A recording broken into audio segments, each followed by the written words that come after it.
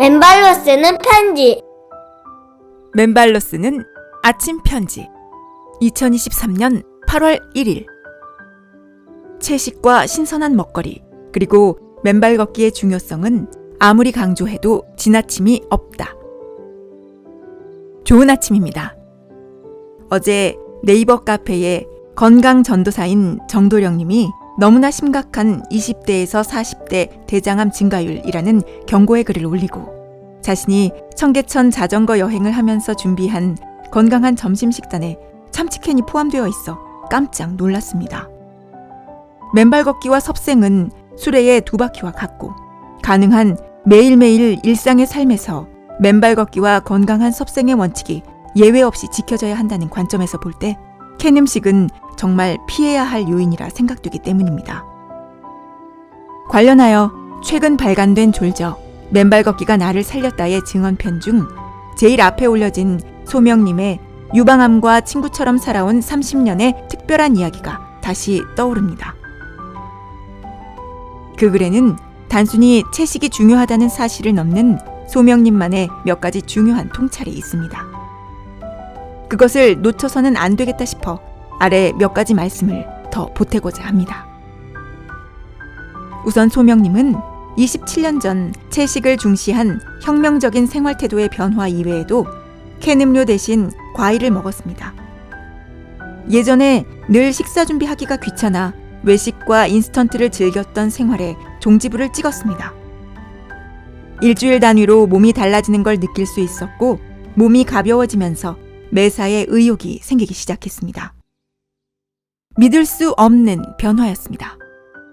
그 모든 것이 채식을 하고 일체의 화학적인 것을 거부한 결과라는 걸 깨달았다고 했습니다. 여기서 주목할 사실은 캔 음료, 인스턴트 음식 등 일체의 화학적인 것을 거부했다는 점입니다. 관련하여 지난날 저에게 잊지 못할 가슴 아픈 기억이 하나 떠오릅니다. 제가 1990년대 중반 헝가리에서 현지 헝가리 대우은행의 영업을 총괄하고 있을 때의 일입니다. 저에게 전폭적인 신뢰를 주시고 은행의 모든 영업을 다 맡기셨던 고 이종환 은행장님의 슬픈 이야기입니다. 여름 휴가철을 맞아 모처럼 사모님과 함께 미국에 있는 자녀들, 식구들과 같이 가족여행을 하기 위해 미국으로 떠나기 며칠 전부터 소화가 안 되고 통증이 느껴진다 하셨습니다. 이에 제가 당시 헝가리 병원의 의료 수준이 낮기는 하지만 그래도 병원에 우선 가보실 것을 권해드렸으나 며칠 후면 미국에 가니 문제가 있으면 미국의 병원을 가시겠다며 결국 며칠 통증을 참으신 후에 미국으로 떠나셨습니다. 떠나시기 직전 저에게 항상 건강 조심하라고 따뜻한 말씀으로 따로 인사를 주셨는데 그 말씀이 이 생에서의 마지막 작별을 고하신 말씀이었음을 깨닫는 데는 그리 오랜 시간이 걸리지 않았습니다. 고인께서는 미국에 도착해서도 복통이 계속되었지만 약 일주일 이상을 자동차 여행을 하신 후 결국 어쩔 수 없이 찾은 미국의 한 병원에서 즉각 위암 수술을 결정하게 되었고 그로부터 불과 2주 후에 영원히 돌아오지 못할 길로 떠나시고 말았습니다. 이미 오랜 시간이 흘렀지만 고인의 그 따스했던 인품이 못내 다시 그리워집니다. 그런데 돌이켜보면 당시 60대 초반의 고인께서 갑자기 위암으로 돌아가신 이유가 무엇인지 저는 당시 곰곰이 생각한 끝에 중요한 한 가지 원인을 찾아냈습니다. 그것은 바로 고인께서 그렇게 좋아하셨던 통조림 음식입니다. 과거 잘 못 먹던 시절에 미군에서 흘러나온 칸수메라는 통조림된 과일과 생선, 육류 등이 우리들의 선망의 대상이던 때도 있었으니까요. 당시 헝가리에도 물자가 부족했기에 고인은 수시로 비엔나 등으로 나가서 통조림 캔을 사 모으시곤 하셨습니다.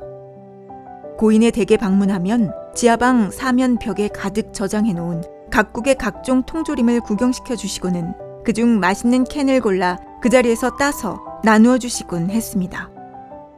그 통조림 음식들이 결국 고인을 죽음으로 이끌었던 위암의 원인이 되지 않았나 생각해 봅니다.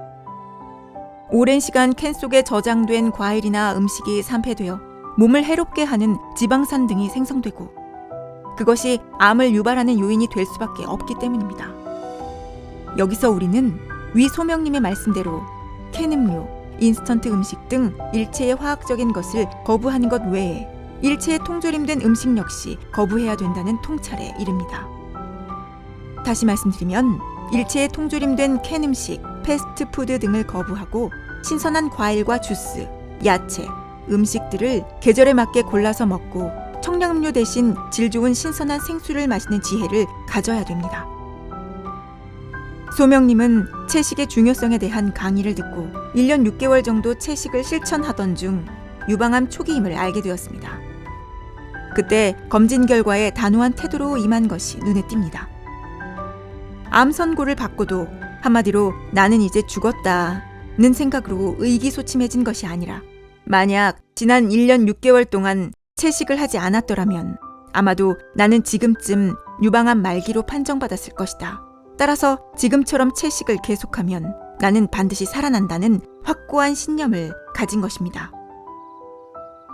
과거 2001년 저를 맨발 걷기에 눈뜨게 해준 간암 말기의 임파선암, 폐암까지 온몸에 암이 번졌던 청계산 이주선 씨의 경우와도 일치합니다.